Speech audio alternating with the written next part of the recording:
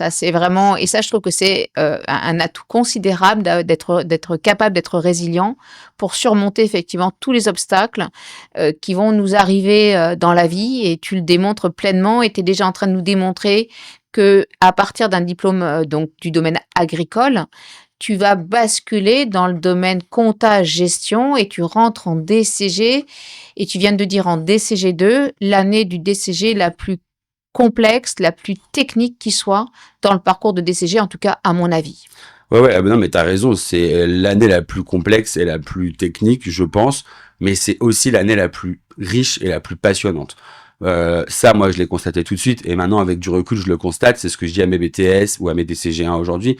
Je leur dis, attendez, ayez des bonnes bases solides. Le DCG2, vous allez voir, vous allez apprendre de la compta pro, de la finance, de la fiscalité, et donc du droit des sociétés. Les 4 matières essentielles dans notre métier en cabinet ou pas en cabinet. Enfin, je veux dire, la fiscalité, on y est tous confrontés.